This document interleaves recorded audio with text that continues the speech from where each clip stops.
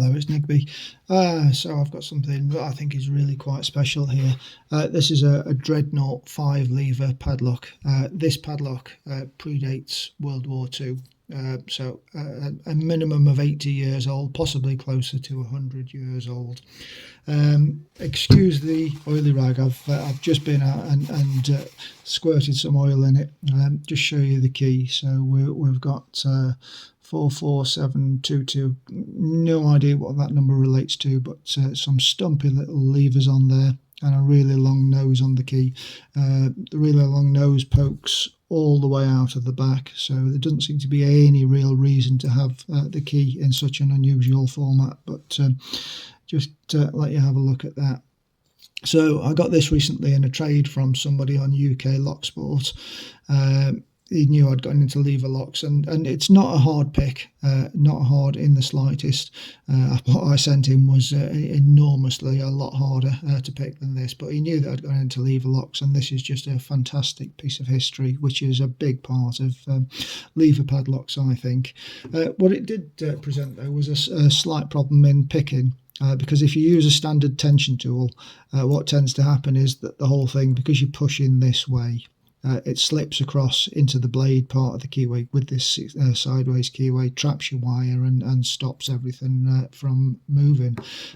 So I made this tension tool for it, so everything's angled off slightly. So my thoughts for this were you put it in, and because then you're pushing down and round, all of the force goes into this part of the keyway and helps to keep it from slipping sideways. It still wants to slip sideways a little bit, but let's see if we can get this picked.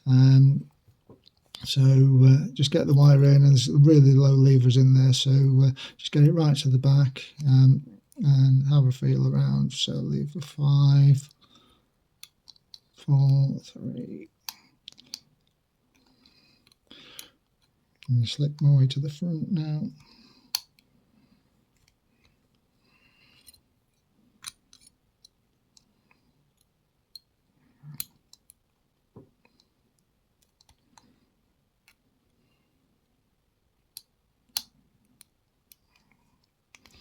So whilst not hard to pick, it's temperamental in the way that really old padlocks can be.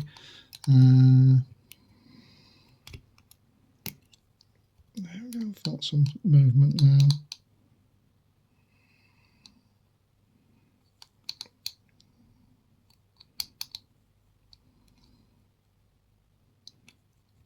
Another one gone.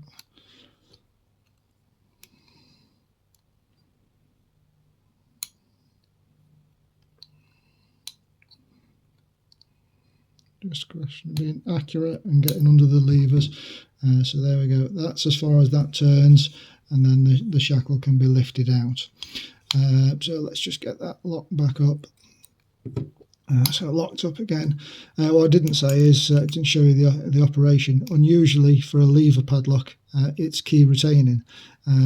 So what you've got is just a single pull in there. Just about make that out in this light. So it probably could be shimmed, but I don't think it's ever meant to be a high, well, I'm sure it was supposed to be a high security padlock for what it was and for its time, but to me it's just an absolutely beautiful hunk of metal. And it's going to be very proudly displayed on my lock shelf, probably now dripping oil forever and ever and ever. So anyway, I hope that you found that interesting. Give you a quick look around the rest of the padlock. Some battle scars there. It's a lovely patina to it. That's one of the only distinguishing marks that you can see on it, is this circle. That's possibly how some of it was made.